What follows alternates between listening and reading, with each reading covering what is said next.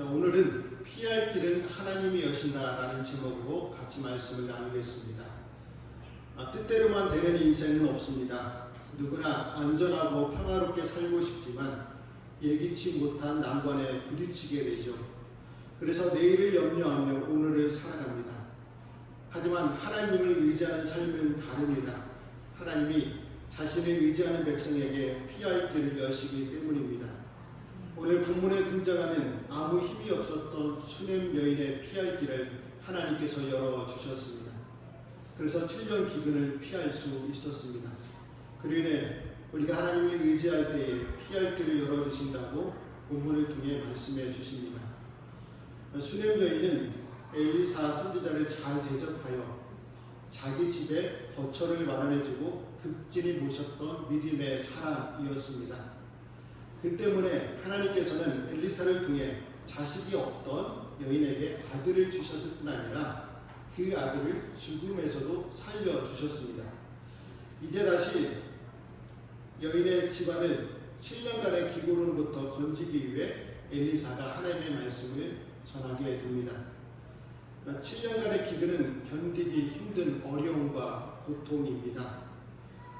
올해 여름은 여느 때보다 더 더웠습니다. 그런데 그보다 심한 기근이 7년 동안 계속된다고 생각해 보면 정말 끔찍합니다. 그래서 엘리사는 이 기근에서 수넴 여인과 가족이 피할 것을 미리 말해주고 있습니다.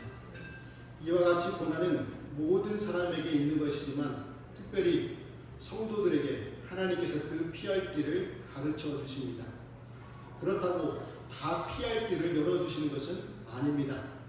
하나님과 말씀을 존귀하게 여기는 자에게 은혜를 베풀어 주십니다.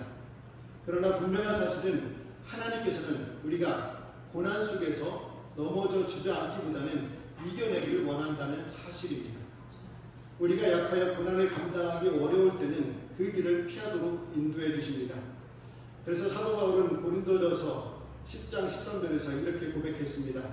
사람이 감당할 시험 밖에는 너희가 당한 것이 없나니 오직 하나님은 미쁘사 너희가 감당하지 못할 시험을 당함을 허락하지 아니하시고 시험 당할 즈음에 또한 피할 길을 내사 너희로 능히 감당하게 하시느니라 말하고 있습니다.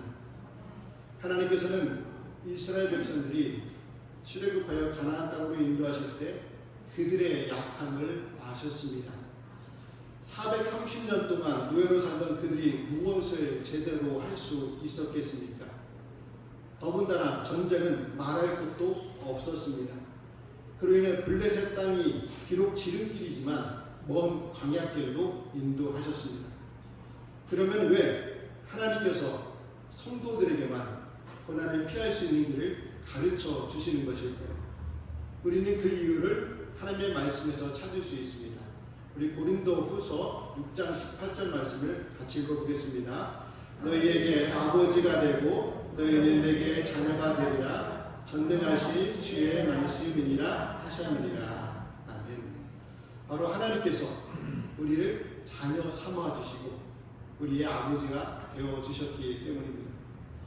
만일 여러분의 자녀 중에서 고난받는 자녀가 있다면 어떻게 하시겠습니까?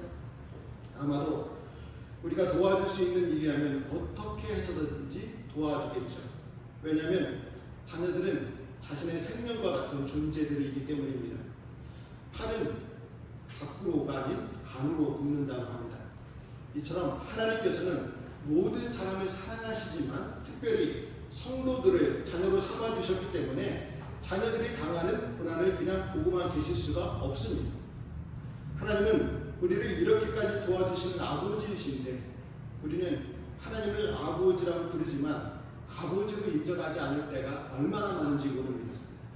힘들고 어려울 때만 아버지이고 평상시에는 아버지라고 인정하지 않으면서 살아간다는 것이죠. 우리가 육신의 공부를 가까이 하는 것 이상으로 하나님을 공경하고 헌신을 드려야 합니다. 수넴 여인도 놀라운 은혜를 받은 것은요, 늘 하나님을 사랑하며 하나님의 사람 엘리사를 잘 섬겼기 때문입니다. 엘리사도 그 마음을 알았기에 7년 기근이 닥치기 전에 빨리 피하라고 가장 먼저 알려주었습니다. 그래서 수넴 여인의 집안은 비옥한 해안 지역 블레셋 땅에서 피하여 어려움을 이겨낼 수 있었습니다. 이처럼 그물을 기쁘게 하기 위해 온갖 정성을 다하는 자네가 어려움에 빠져 있는데도 나 몰라라 하는 부모는 세상 어디에도 없습니다. 하물며 하늘에 계신 선하신 우리 아버지께서 우리가 어려움에 처해 있을 때 모른 척 하시겠습니까? 아니죠. 반드시 피할 길을 가르쳐 주십니다. 수냄 여인과 아들이 7년 기간이 끝난 후 집으로 돌아왔을 때 한 문제가 생기게 되죠. 다른 가족이 땅을 차지하며 살고 있었기 때문입니다. 이것은 분명 부당한 일이었습니다. 하지만 남편도 죽었기 때문에 여인은 이를 바로잡을 능력이 없었습니다. 여인은 남편이 물려받은 땅도 아들이 상속할 땅을 되찾기 위해 왕에게 호소하러 나아갔습니다. 이때 여인의 이 호소는 단순히 억울한 사정을 구하는 것만 아니라 고통에서 구해달라는 울부짖음이었습니다. 이와 같은 호소를 한 다른 여인도 있었죠. 믿음의 남편을 잃고 빈궁한 살림의 아들들까지 종으로 뺏길 위기에 당했을 때 엘리사를 찾아와 울부짖는 호소를 하였습니다. 두 여인 모두 정의를 위해 가족을 대표하여 각각 선지자와 왕을 찾아갔습니다. 가난한 과부는 남편이 엘리사의 제자였고 경제적 필요가 채워지면 끝나는 문제였기에 선지자를 찾아왔던 것이죠. 수냄 여인은 법적으로 해결해야 할 문제였기 때문에 왕을 찾아가야 했습니다. 이처럼 우리가 하나님을 향한 호소도 우리의 문제를 해결할 수 있는 열쇠와 같습니다. 만일 우리가 빈집에 들어가려고 할 때 대문이 잠겨 있다고 생각해 보세요. 우리에게 열쇠만 있다면 아무 문제가 되지 않겠지만 열쇠가 없다면 열쇠를 가지고 있는 사람이 올 때까지 기다릴 수밖에 없습니다. 그 기다리는 시간이 얼마나 지루하고 짜증스럽겠습니까? 우리 인생이 바로 그와 같습니다. 우리는 세상을 살아가면서 여러 가지 잠긴 문들을 만나게 됩니다. 직장에서는 승진의 문, 가정에서는 자녀 교육과 부부 간의 잠긴 문이 있습니다. 또한 친구 사이의 문, 연인 사이의 문, 진로의 문, 그리고 경제적, 사회적으로 잠긴 문들이 우리의 인생길을 막아서고 있습니다.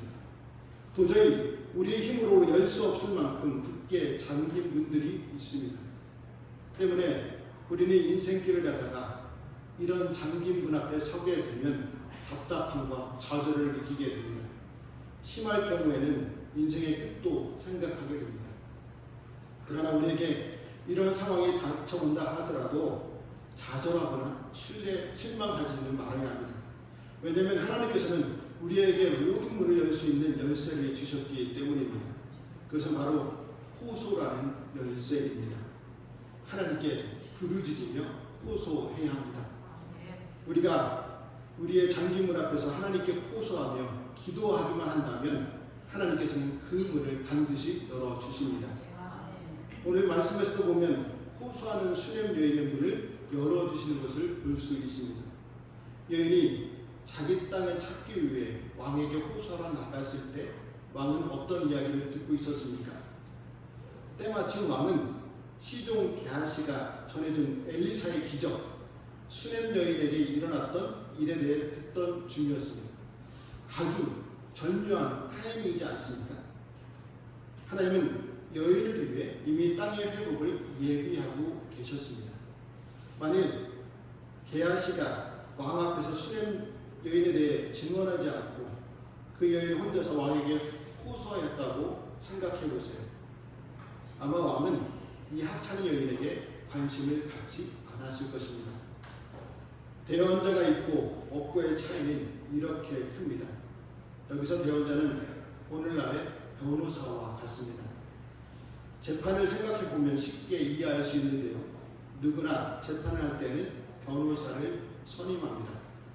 우리가 법정에서 우리의 입장을 말하고 싶어도 어떤 논리로 말해야 하는지, 어떤 단어를 사용해야 하는지를 잘 알지 못하기 때문입니다. 그래서 우리의 입장을 잘 대변하고 변호토록 하기 위해 변호사를 선임합니다. 때문에 재판에서 좋은 성과를 얻으려면 믿을만하고 유능한 변호사를 선임하는 것이 필수입니다. 요즘 텔레비전 프로그램 중에 자주 등장하는 주제가 있습니다. 무엇인지 아십니까?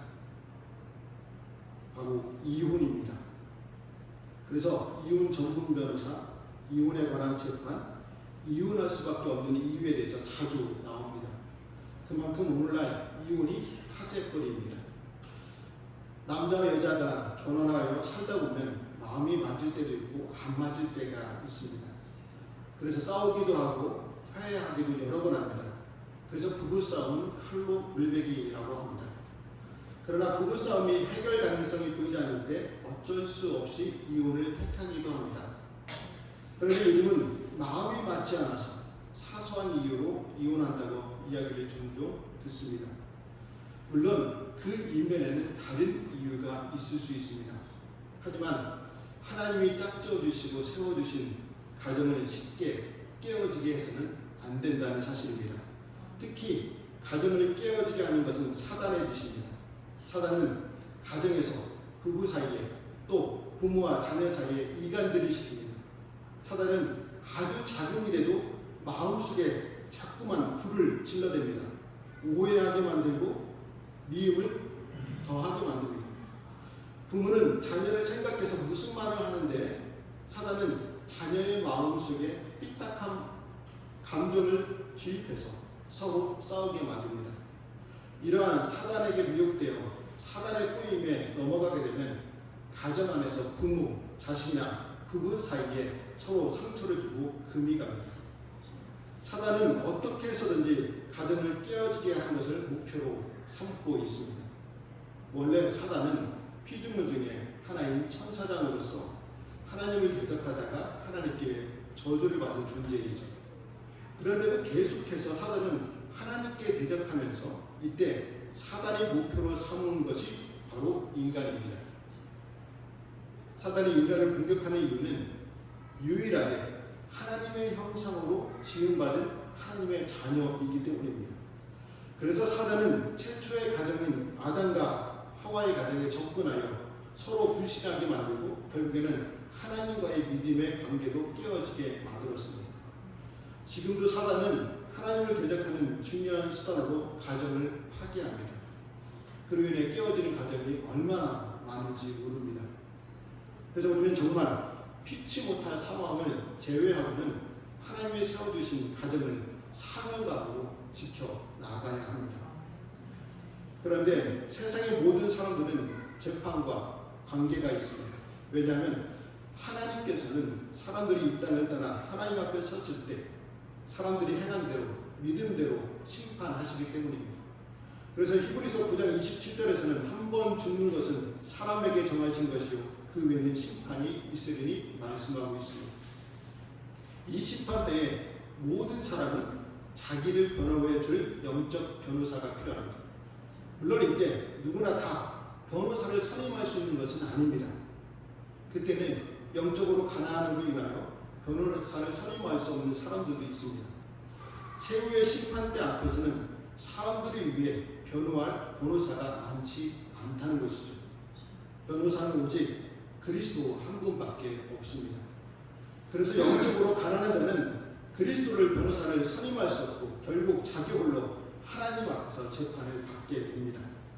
그러나 우리 성도들은 안심해도 되겠죠. 왜냐하면 우리는 홀로 재판을 받는 것이 아니라 최고의 변호사여 최후 심판 때의 유일한 변호사이신 예수 그리스도가 변호해 주시기 때문입니다. 그래서 우리를 위해 하나님께서 변호해 주십니다. 그리스도의 변호는 실패할 수가 없습니다. 왜냐하면 우리를 하나님께 화목하게 하시고 우리가 받아야 할 사망의 선언까지도 십자가에서 대신 받아주셨기 때문입니다. 우리의 죄가 아무리 크다 하더라도 그리스도가 우리를 위해 하나님께 대언하는 이상 무죄 판결을 받을 수 있습니다.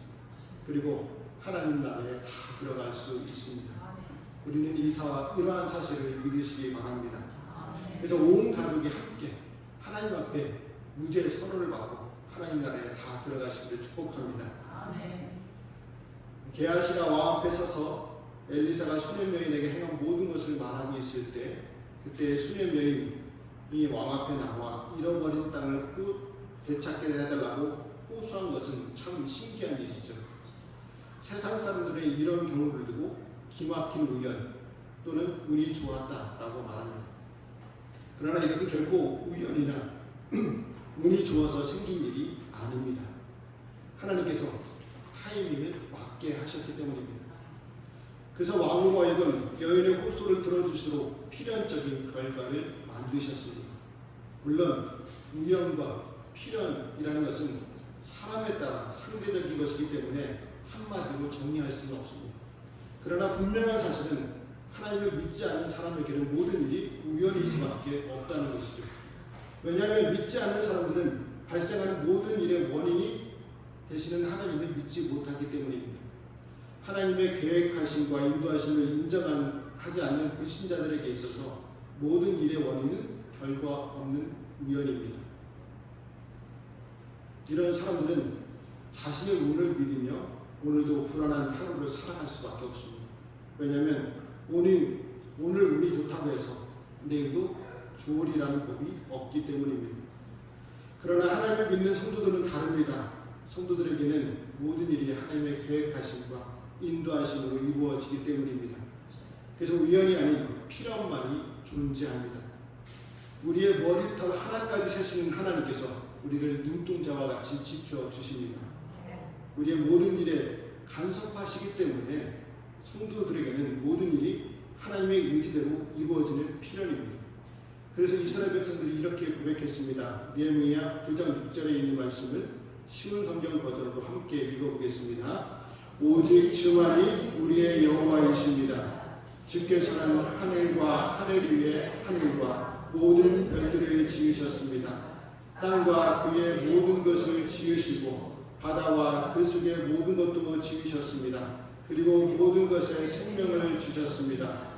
모든 하늘의 천사들이 주께 경배드립니다. 아멘. 이런 고백을 하는 성도들은 확신이 있는 삶을 살아갈 수밖에 없다는 것이죠. 또한 하나님께서 이러한 성도들의 모든 일을 책임져 주십니다. 우리에게 일어나는 모든 일은 하나님의 계획하심과 인도하심입니다. 이 사실을 기억하고 인정해야 합니다. 그러면 전 우주를 움직이는 것에서부터 아주 작은 참새 한 마리가 떨어지는 것까지 세밀하게 다스리시는 하나님이 우리의 삶도 다스려 주십니다. 수냄 여인의 호소를 들은 왕은 무엇을 명령했습니까? 우리 6절에 있는 말씀도 같이 읽어보겠습니다. 왕이 그 여인에게 물음에 여인이 설명한지라. 왕이 그를 위하여 한 관대를 임명하여 이르되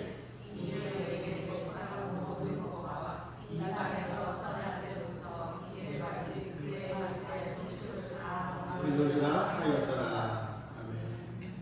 왕은 여인에게 속한 모든 것과 이 땅을 떠날 때부터 이제까지 여인의 밭에서 난 곡식을 다 돌려주라고 명령합니다. 왕은 수냄 여인을 통해 그에게 일어났던 기적을 다시 한번 확인했습니다.